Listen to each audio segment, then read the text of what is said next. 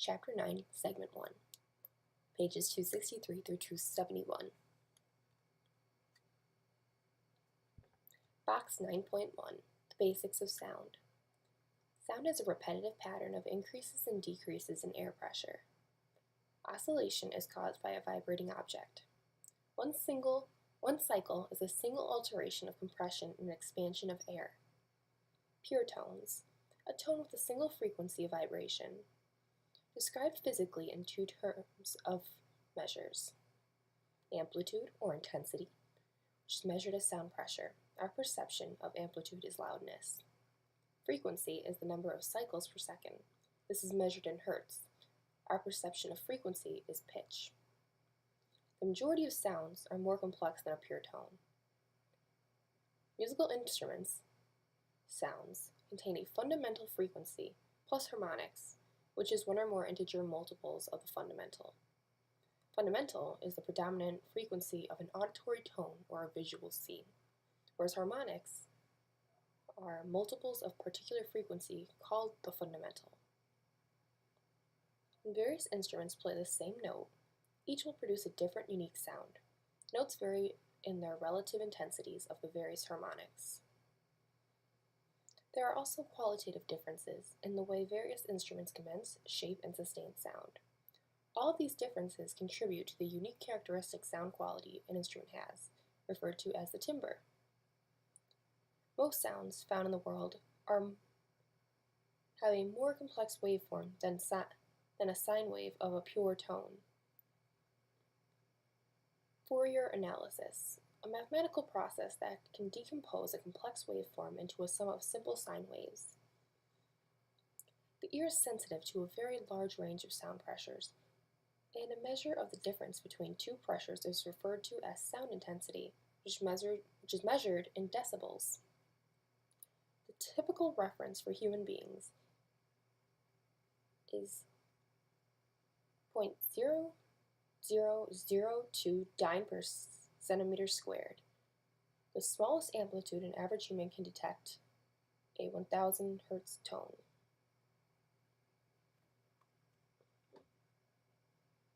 Hearing. Sounds produced by other animals have a wide range of complexity and functions. Sounds are used to attract mates, such as crickets. Monkeys signal comfort, danger, and pleasure with their sounds. And bats locate prey and avoid obstacles in the dark using sounds. Elephants can produce sounds too deep for humans to hear. They can also recognize other elephants by their calls. Whales can produce sounds that can travel hundreds of miles across the ocean. Pressure waves in the air are perceived as sound. Our auditory systems detect changes in frequency and intensity of vibrations in the air. The outer parts of the auditory system have been shaped through evolution to catch important sounds and funnel to the inside of the ear, which is where the mechanical energy of sound is transduced into neural energy, the action potentials that inform the brain. The external ear captures, focuses, and filters sound. The pinnae, which is lateral wing, the external part of the ear, which is what we typically refer to as ears. They function as a sound funnel to the second part of the external ear, which is the ear canal. The ear canal is a tube leading from the pinna to the middle ear. Pinnae are a unique characteristic of mammals. Some animals can alter the shape and swivel their pinnae to determine a sound source. Proprioceptors, position sensors, are located within the pinnae and provide information on positions of the external ears to aid in localizing sound sources. The ridges and valleys we see on the pinnae modify the character of sound that reaches the middle ear by either enhancing or suppressing the particular sound. Human ears are prone to enhance sounds between 2000 and 5000 Hz, which is the frequency range crucial for speech perception. The external ear's shape plays a role in identifying the direction and the distance of the source of a sound. The middle ear concentrates sound energies. Tiny structures made of membrane, muscle, and bone link the auditory canal to the inner ear's neural receptors. The middle ear consists of the tympanic membrane, which is also known as the eardrum. This seals the end of the auditory canal. Sound waves will hit it, and it will vibrate at the same frequency as the sound.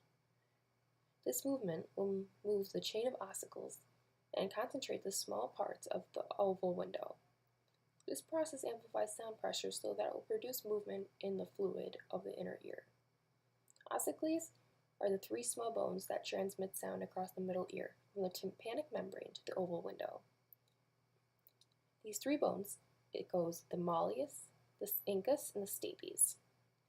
There are two muscles that are connected to the ossicles to improve auditory perception and to protect the inner ear from potentially damaging sounds: the tensor tympani and the stapedius.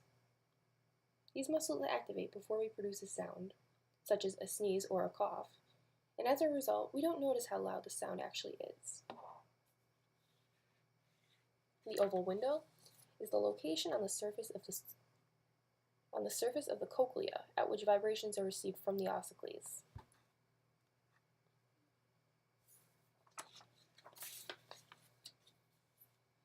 The cochlea converts vibrational energy into waves of fluid. Cochlea in mammals is the auditory part of the inner ear, a coiled fluid-filled structure located in the temporal bone of the skull. Three parallel canals: the scala vestibular canal, the scala media, middle canal, and the scala tympani, tympanic canal. The widths of the canal and the membranes that divide them decrease as you move down the spiral. The oval window is adjacent to the base of the spiral where canals and membranes are narrow. The distant wide end is referred to as the apex. Canals are filled with non-compressible fluid, which requires a second membrane-covered window to bulge out a bit. This second membrane-covered window is referred to as the round window. This separates the scala tympani from the middle ear. And then there is the organ of corti. And this consists of three main structures that are principal in converting sounds into neural activity: sensory cells, hair cells, supporting cells, and terminations of the auditory fibers. Basilar membrane is the base of the organ corti, separates the scala tympani from the scala media, and it vibrates in response to sound. This is 5 times wider at the apex of the cochlea than the base. Sound will hit the eardrum, and the staves will move in and out and cause ripples in the fluid of the scala vestibuli, which results in ripples in the basilar membrane. Different parts of the basilar membrane have greater response than others to different frequencies due to the tapered nature of the membrane. High frequencies have the greatest effect at the base, where the membrane is narrow and stiff. The hair cells transduce the basilar membrane movements into electrical signals. There are 2 sets of hair cells. There are inner hair cells and outer hair cells. The inner hair cells are only composed of one single row, and these are closer to the central axis of the cochlea. That is why they're called inner, whereas the outer cells are made up of 3 rows, and they can change in their length. Stereocilia are the tiny hairs that protrude from the upper end of the hair cell. Each hair cell has approximately 50 to 200 of these.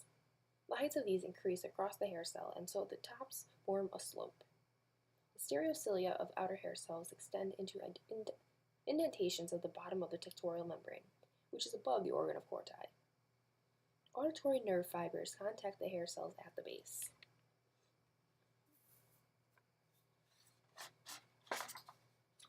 The organ of corti has 4 types of synapses and nerve fibers. 2 are afferents. They convey messages from hair cells to the brain, and then 2 are efferents. They convey messages from the brain to the hair cells. Various synaptic transmissions are involved in activity at the many hair cell synapses.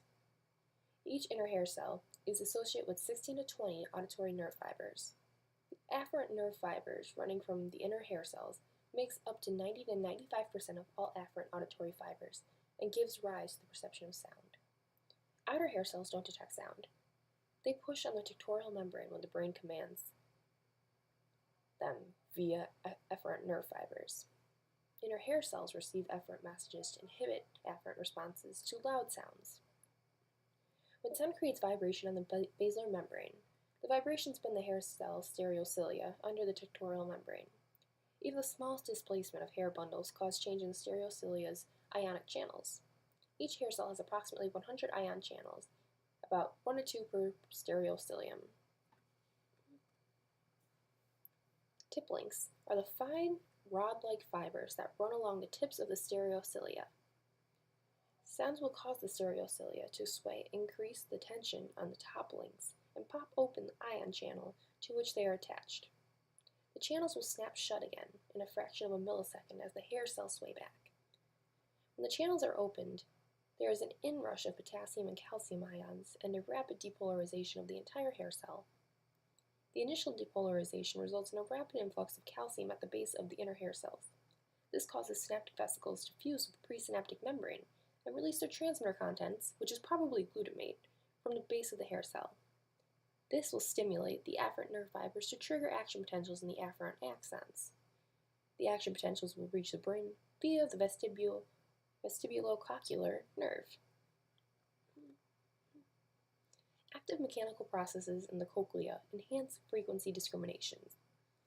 Humans can tell the difference between two sounds that differ between 2 Hz.